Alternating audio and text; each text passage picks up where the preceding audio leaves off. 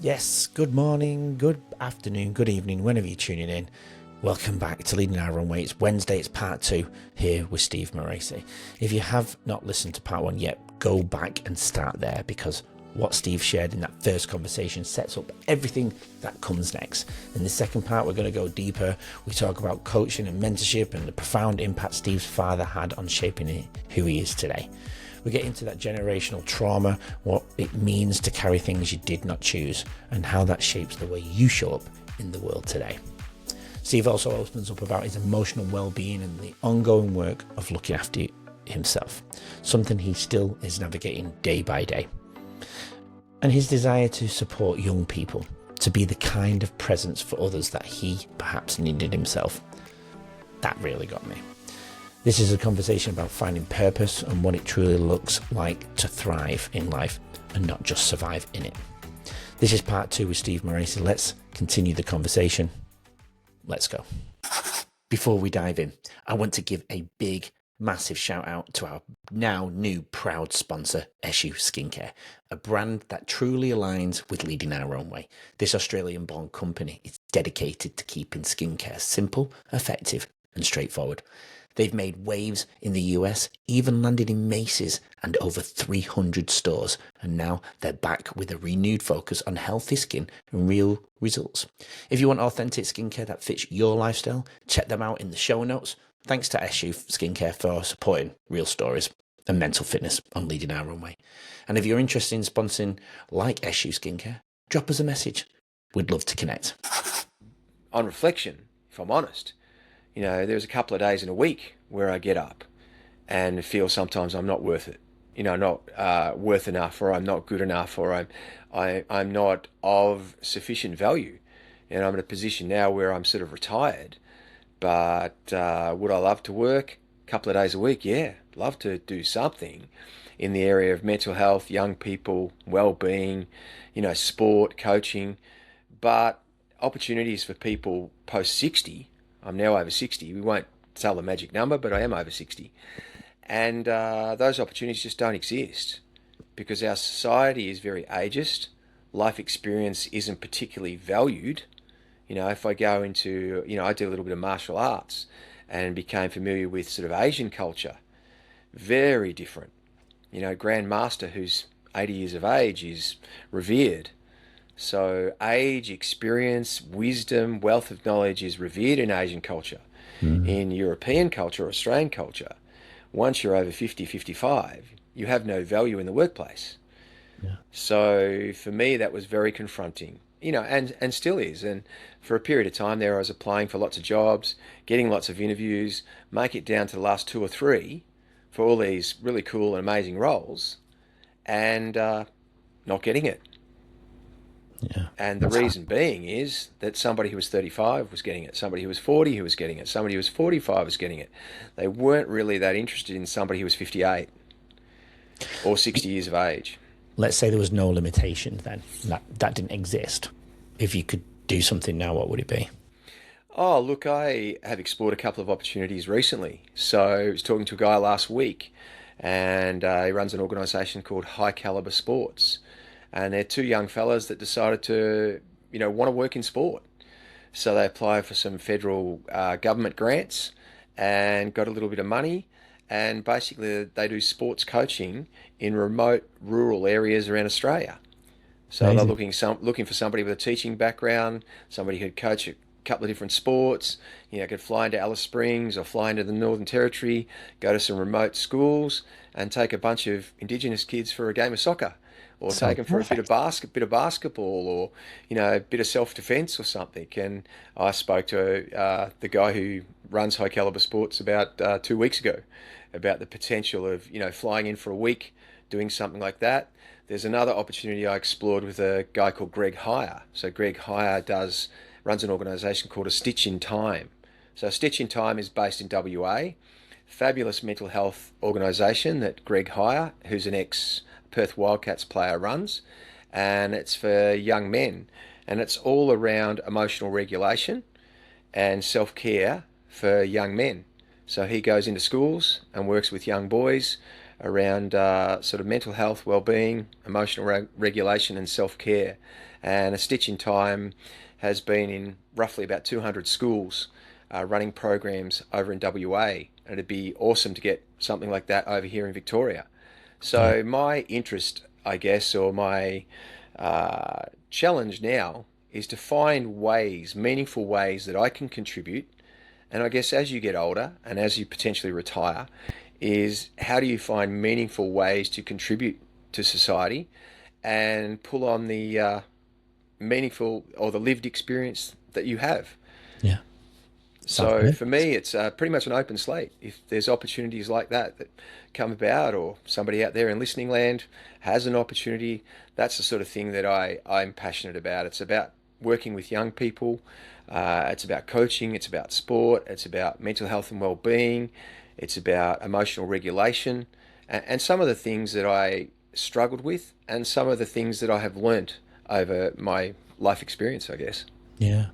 I can see how it would all tie in nicely, wouldn't it, with those type of jobs that you've been interested in. That sounds fascinating.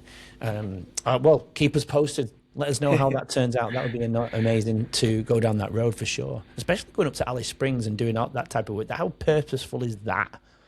Yeah, I just think it's a great, unique opportunity to sort Yeah. of. I grew up sort of in the bush, up near Yeah.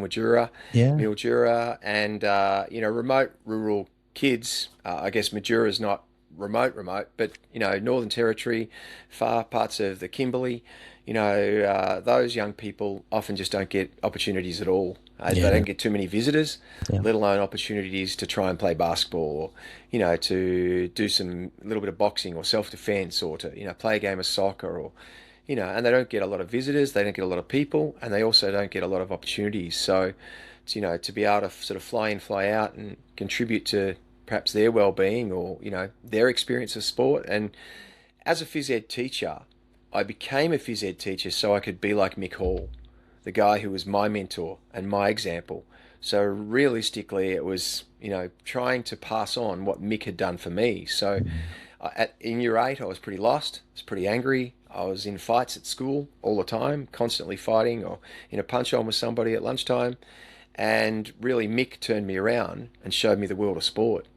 And as a result, he as a phys ed teacher influenced me. And then I became a phys ed teacher to try and give kids a positive experience in the same way he did, and sort of Yeah. pass that forward, if that makes sense. I relate to that completely. My high school teacher used to call me Whitey, and I was his main basketball player. And well, I shouldn't probably say that, but I was.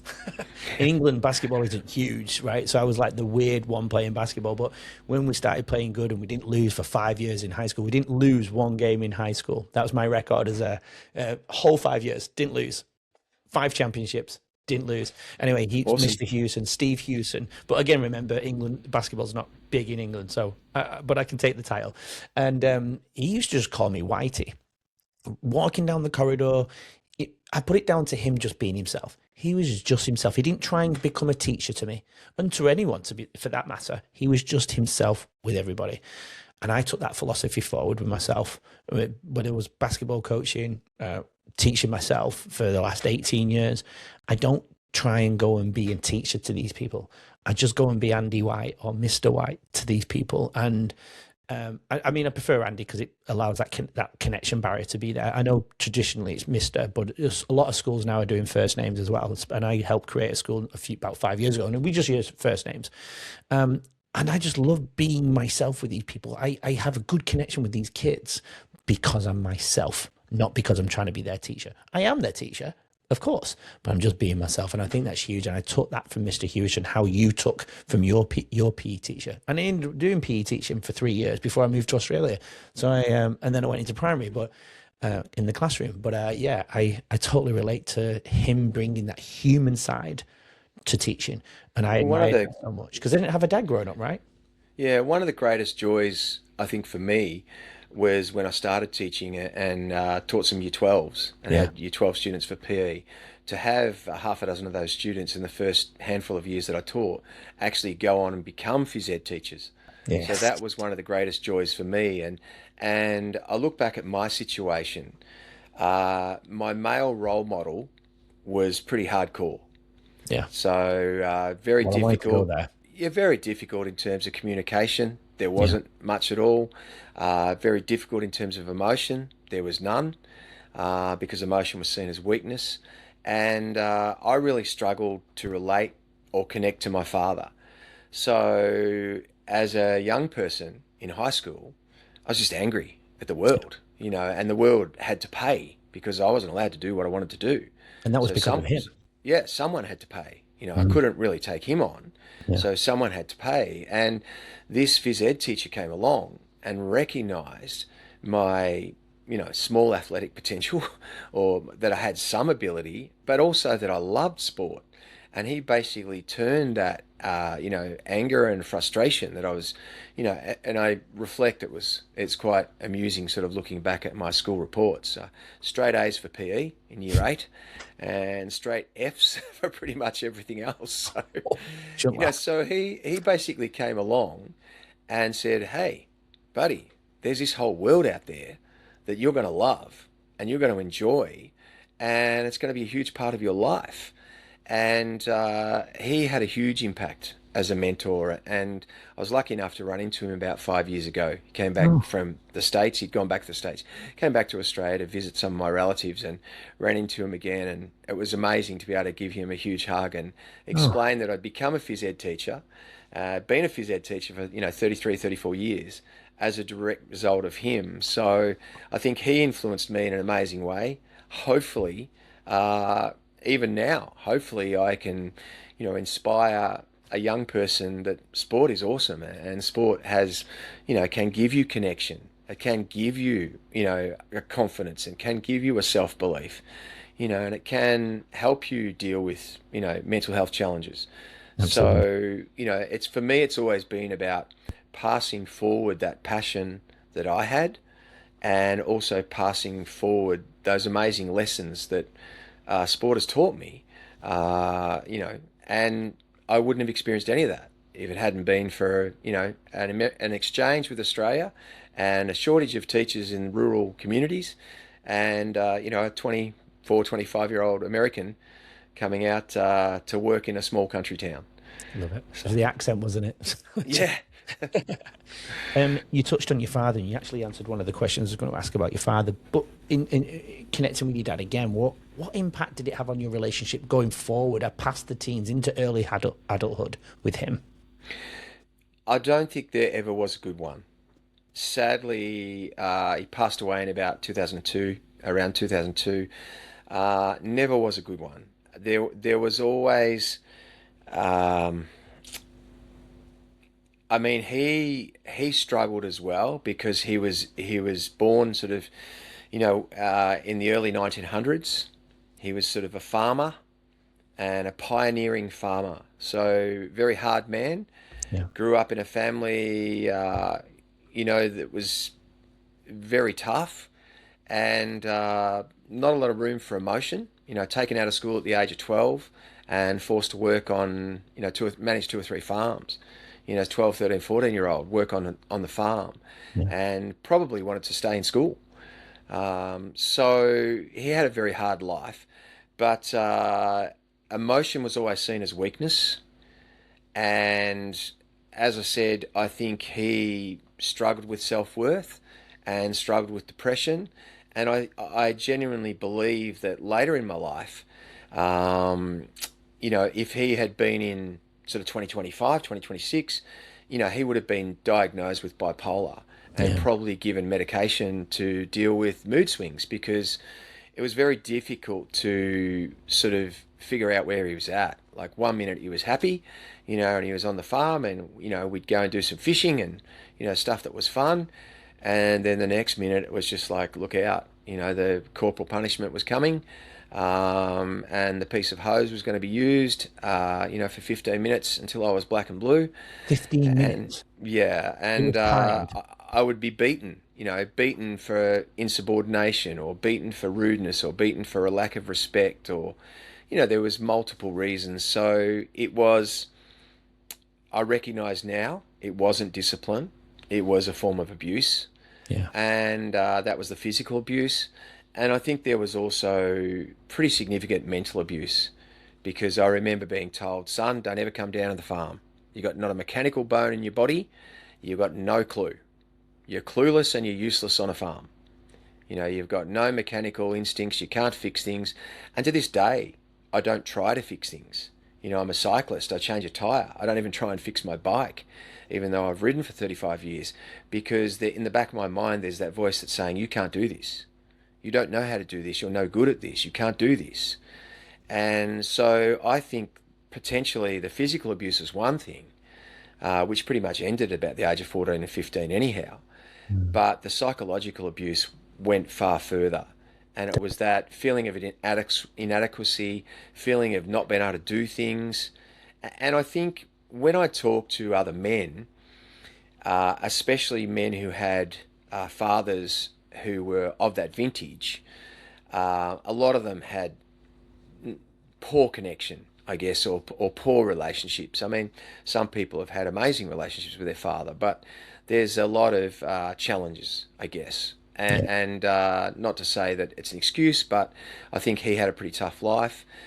He didn't have a great connection potentially with his father. So one of the challenges for me has been my brother gave me amazing advice when I became a father. And it's something I never forgot. And he said, Steve, break the mold. He said, if I got one piece of advice for you, that's it, on fatherhood. And I thought, oh, this should be good. Break the mold. And I went, what did you mean, mate? He goes, Steve, don't repeat the sins of the father.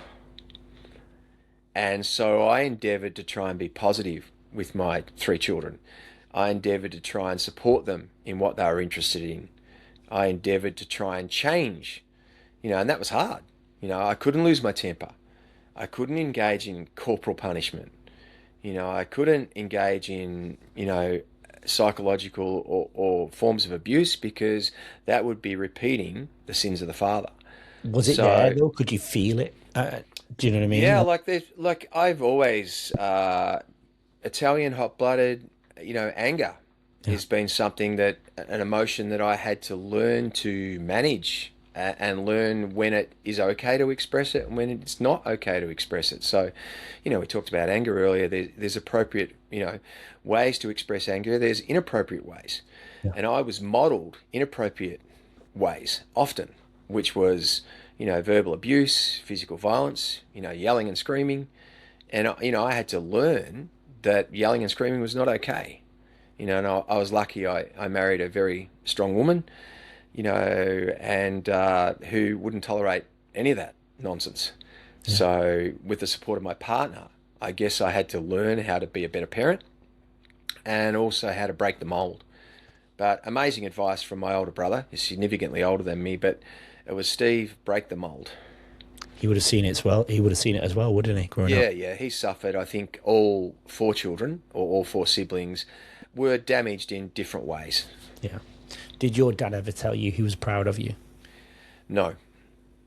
No, did never. Did he still think for it? No, I don't. I think potentially maybe he was, but it was just, emotion was, for a pioneering farmer born in the early 1900s, emotion didn't come into it. Like, emotion was just something foreign. He worked and worked incredibly hard. And then for fun, he went fishing, or he went shooting, in terms of shooting game, or fishing. And that was fun. And life was hard. Yeah. And constantly reinforced it was hard and challenging and difficult. And, that's the way it was. He was a hard man, wasn't he? Very. But I mean, many of them were, like many of the pioneering sort of men that sort of worked on rural properties, and were born sort of between 1900 and 1930, 1940, were pretty hard men. They had to be hard men to survive. Yeah.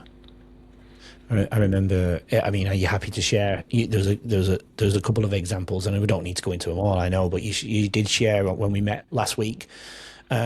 You painted a character trait of him and an example of how hard he really is. There was a couple. I mean, are you happy to share briefly a story from back of his working on the farm, maybe? Oh, just in terms of they never made any excuses for Yeah. anything. Like, work was work.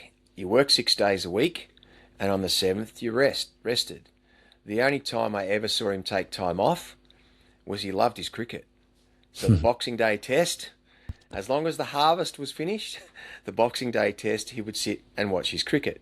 And we had a tiny little sort of black and white television, because I never grew up with television. Television was seen as, something that was bad as well, Yeah. because, it represented, values and views that, the fundamentalist sort of exclusive brethren didn't support. So he ended up buying a little black and white TV, and we used to watch the sort of Boxing Day test on cricket. That was sort of his only time he ever took any time off. But yeah, I have vivid memories. One of them on the farm when he was up a tree, decided to, drove the ute down the sort of paddock. It's about 3K from home. He was up a tree using a chainsaw, and the chainsaw was pretty old, didn't have a chain brake on it. And what happened is he was standing on a branch up a tree, chainsawing another branch. The chainsaw actually hit a knot in the wood and kicked backwards. So threw him out of basically hit the knot, kicked backwards, threw him out of the tree. He fell to the ground, and as he fell to the ground, the chainsaw normally would stop, because chainsaws have a chain brake. So when you take your hands off, they stop. This one was quite old and didn't have a chain brake.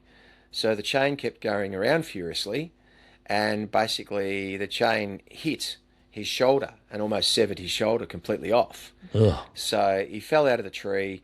The chainsaw has basically injured his shoulder and put a very deep gash in his shoulder.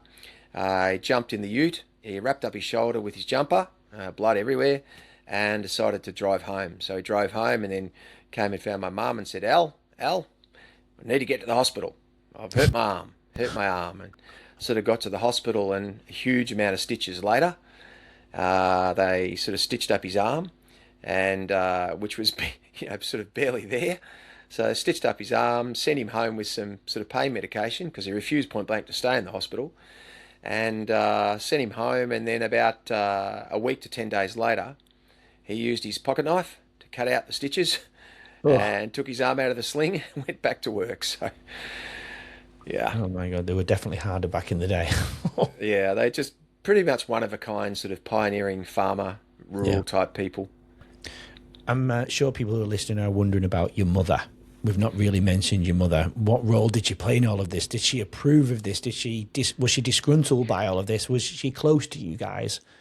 Yeah, very close to my mother, and my mother was sort of the great protector, I guess, and her role was very traditional, very traditional wife and carer, and again her personal faith and the church she was brought up in, but she never challenged the male. So the man was right, whatever Dad did was right, whatever Dad said was right, and there was never any challenging. Dad was the man of the house, and the man made the rules, and the man made the decisions, and the rest of us went along with it. So, I struggled with that at times, because I felt like her job or role was to protect me, or to protect us as children. Just taking a very quick break to thank our sponsor, Eshu Skincare. If you haven't heard of them, Eshu Skincare started right here in Australia, using Australian ingredients to make skincare straightforward and accessible, especially for men who want results without the fuss. Their journey took them all the way to the US, where they were featured in Macy's and over 300 stores. Now they're back with a fresh approach, focusing on healthy skin and authenticity for everyone. I'm proud to have Eshu Skincare as a sponsor on Leading Our Own Way. See the show notes for their website and to see how you can keep your skin healthy and confident.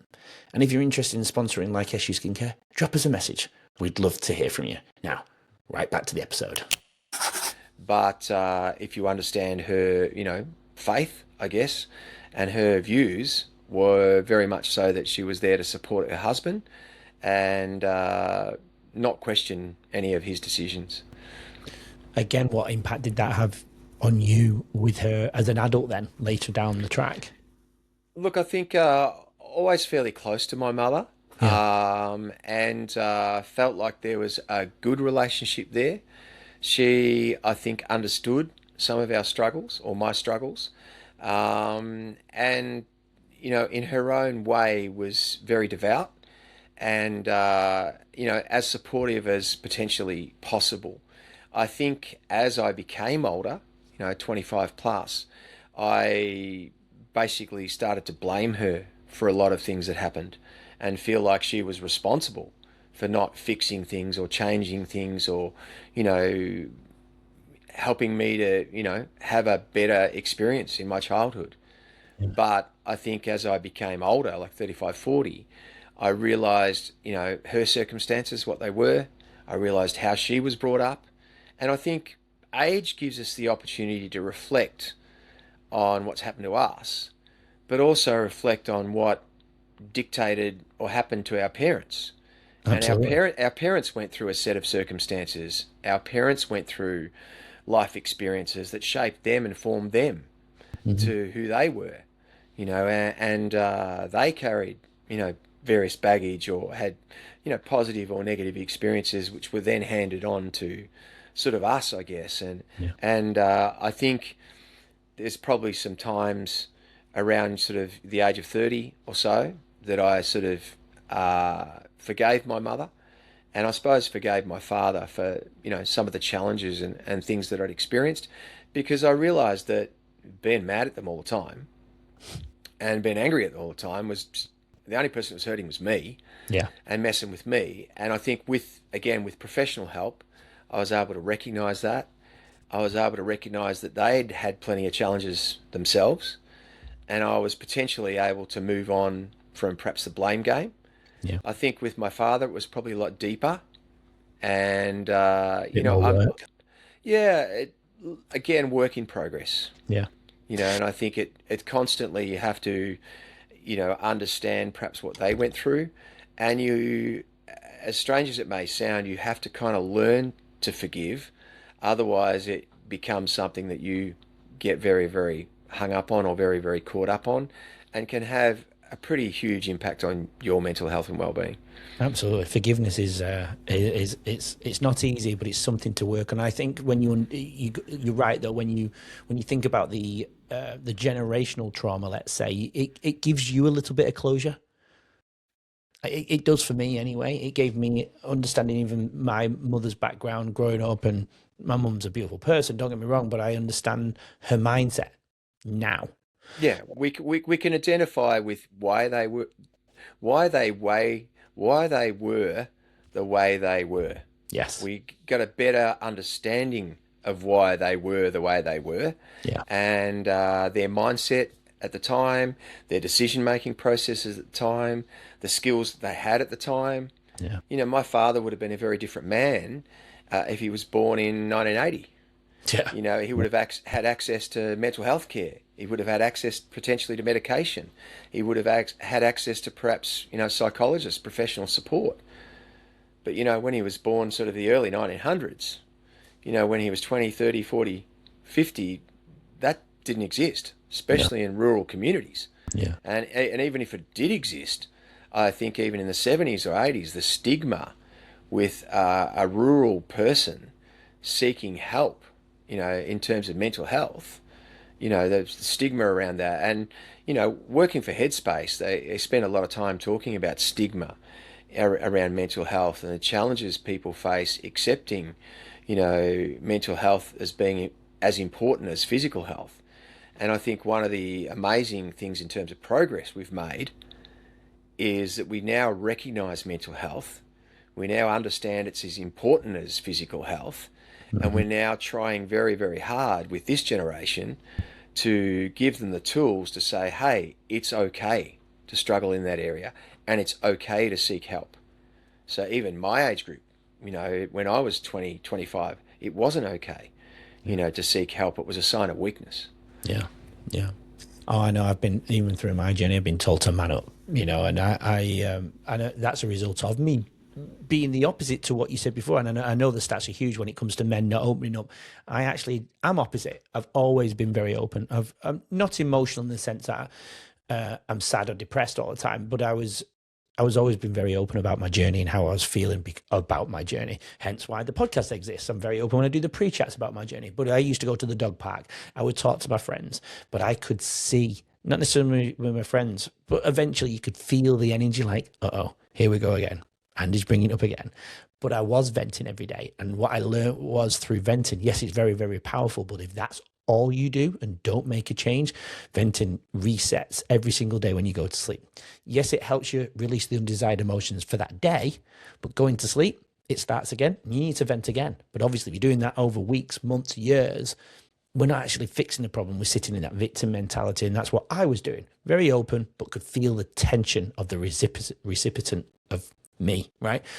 And that wasn't helping me because I could feel there and then I became isolated because of it. Yeah. You know?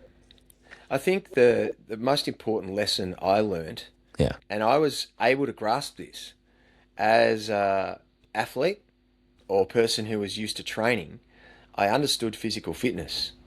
As a phys ed teacher, I understood physical fitness. You know, if you want to run faster or quicker or be better, you know, or ride further, you have to do X, Y, and Z. You have to train each day. You have to stretch each day. You have to, you know, engage in self-care. You have to eat well.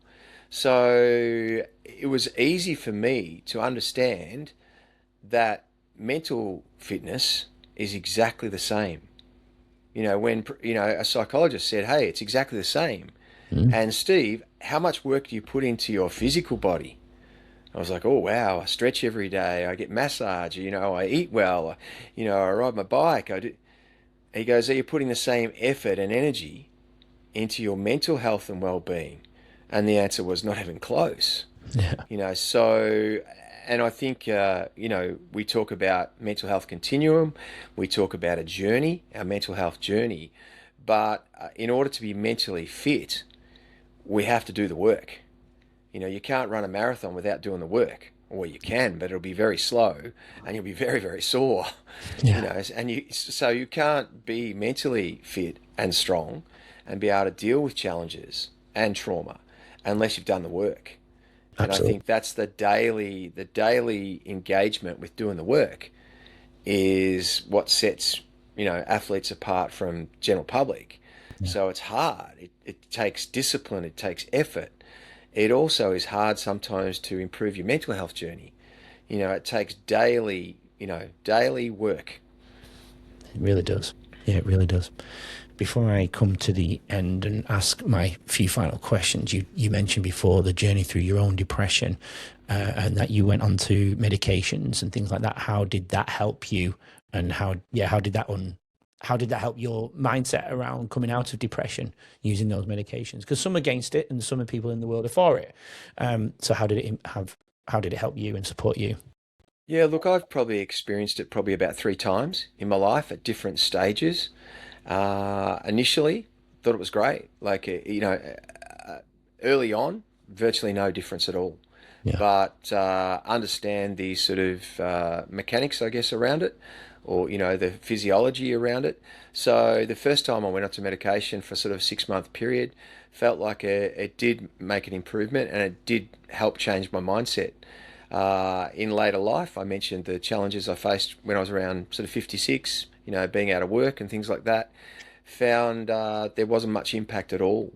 So I think it's something worth discussing with your doctor and discussing with, you know, professional support or your psychologist, and it's something worth trying. I think there are, you know, different options and different things work for different people, but you certainly have to engage in, you know, some self-care routines.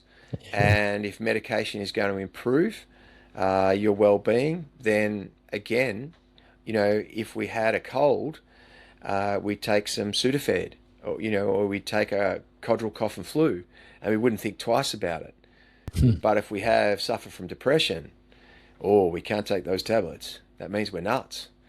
Yeah. You know, so there's that stigma again, and that, you know, that sort of view that this is unhealthy. You know, and I think medication is there when required or if required. Yeah, good advice. Love it. Future plans for you, Steve. I know you mentioned already about some of the lines of what you know, potentially interested in going down, but what is some future plans that you've not mentioned going forward for you? Oh, look, my future plans are to obviously family is a big part of my life. I have three adult children that are awesome, have a amazing supportive partner. So future plans are my partner loves to travel. I don't, but my partner is to support my partner and potentially do some travel. Divorced. I'm looking forward to exploring perhaps those opportunities in coaching or working with young people or supporting young people's mental health and well-being wherever those opportunities should arise. And obviously Masters basketball. So Pan Pacs is in November this year. So I'll be up at Pan Pacs with at least 20, 25 teams from my club and hopefully coaching the oldest women's team that participates in that competition again, and hopefully running around in a couple of age groups. So for me, it's about sort of Masters basketball and tournaments and connection through sport.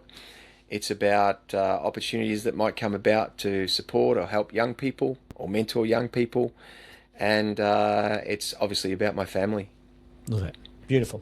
You've given heaps of wisdom gems throughout this episode, but if there was one piece of powerful advice you could leave us and the listeners that can connect to your journey in particular, what powerful piece of advice would you give us? I think it comes back to those three things that I talked about. Yeah. Find your tribe. It might be people that read books. It might be people who play chess. It might be guys who go for a bike ride and have a stop at a cafe. So find your tribe. It might be people who love talking about trains. Find your tribe or the people that love the things you love, and that way you'll develop that connection. The second thing is life can be really difficult at times. It can be really challenging. So self-care and professional support and surrounding yourself with good people is incredibly important. And in that aspect, you need to thrive. Too often, I think in my life, I've survived rather than thrived. And the difference is very obvious. When you're thriving, okay, everybody can see it. When you're surviving, it's a struggle. Yeah. And the third thing is you have to cultivate a belief in yourself and your strengths. And that's hard. So that's something I'm still working on.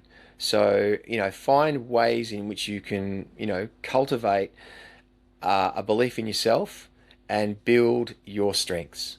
And we all have strengths, and we all have things that we are good at. We all have ways in which you can contribute. It's being able to recognize those is often the challenge. And that's something that I'm still working on. And I think we all are. I definitely think we all are. Would you say you're thriving now then? I think I'm somewhere between thrive and survive. I love you, honestly. Today's been solid, but I'm working towards thriving. Yeah, good. And I think the challenge is what do I do tomorrow to thrive? So I had a fantastic training session this morning. So for an hour or so, an hour and a half or so this morning when I was exercising, I was definitely thriving. Good. I love it. That's the snippets, aren't they? More probably snippets than a long-term state. But we're all working towards it, aren't we? That's for sure.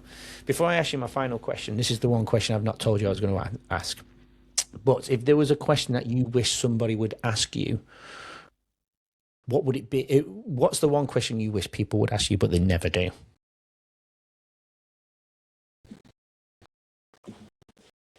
How best to thrive? I like it. Can you answer that? I think it's different for each person, but I think the notion is that we often settle for being perhaps okay. Agreed. And I think as men, and I have, some strong views around how we need to support men more, but as men, we often are okay. And okay, when people ask us, how was your day? Oh, yeah, good. How are you? I'm okay. Yeah. Okay is not thriving. Yeah. And I think often okay hides a lot of stuff. And sometimes we choose not to face up to the hard stuff because the challenge is we have to make changes and figure out how to thrive. Yeah, agreed. I always ask the guests what their purpose is. It's pretty crystal clear what your life purpose has been, but if you could put it into one powerful line, what would it be? I see my purpose now as to perhaps share my life experience. So part of my purpose is this podcast. Love it. Hopefully, it can help or support one other person.